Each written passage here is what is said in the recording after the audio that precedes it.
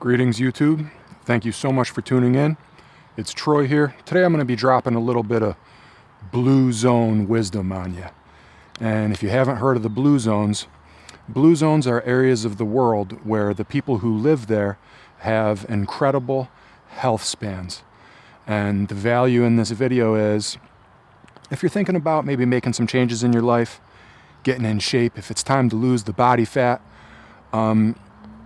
the invitation is to consider the people who are already successful at really living a life of health and longevity and having bodies that support them, and it almost happens effortlessly. These people aren't, they're not starving themselves, they're not going to the gym, and they're definitely not engaging in any type of fitness fad, yet they are fit. So what's going on?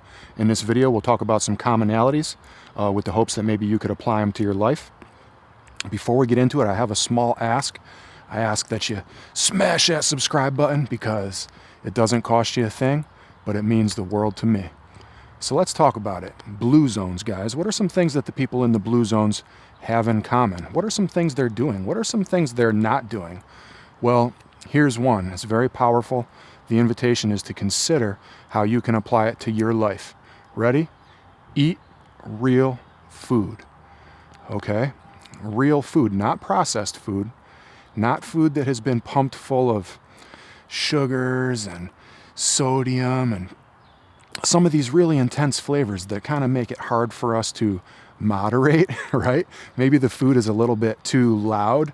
Real food is what some people might consider to be bland. But guys, eat real food. Whatever that means to you, explore it. I'd love to hear how you do it in the comments. What are some foods that work for you? But the invitation is to get away from some of those things that tend to be trigger foods. A lot of those foods are processed. They're pumped full of crap.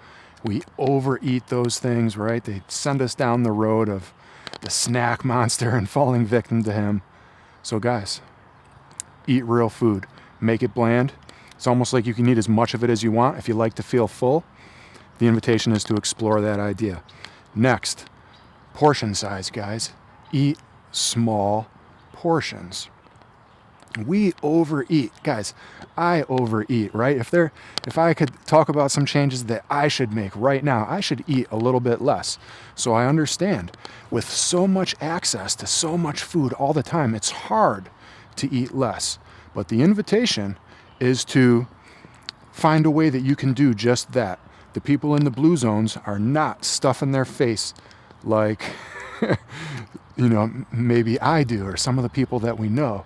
And we know that when we overeat, it always leads to regret, right? There comes a point where we know we need to nourish ourselves, but too much of anything becomes a bad thing. And it's certainly the case when it comes to food.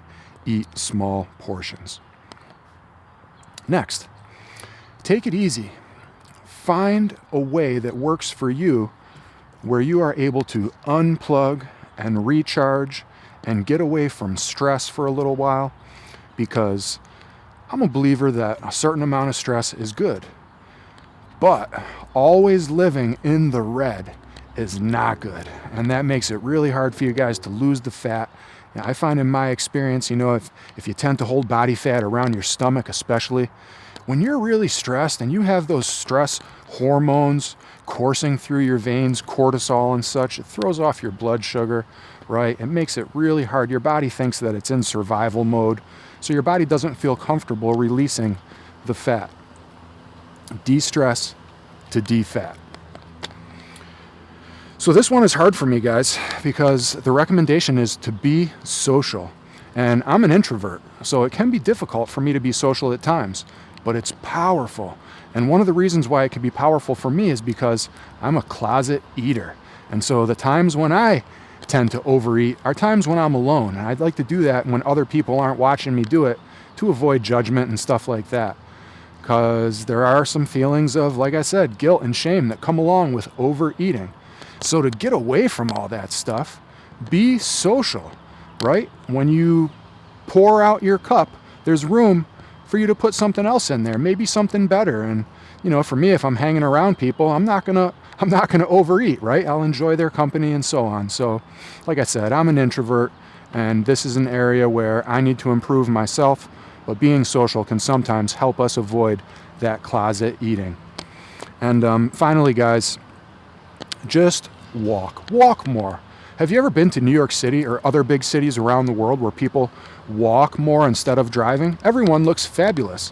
There really isn't a whole lot more you need to do from a physical fitness standpoint than just increase the amount of movement that you perform with your body each day. You can do that through walking, and the invitation is to be mindful about trying to increase your walking. Guys, follow these tips. You'll make crazy progress. I'd love to hear about what's going well for you. Hit me up in the comments. I appreciate your support. We'll see you in the next one. Peace.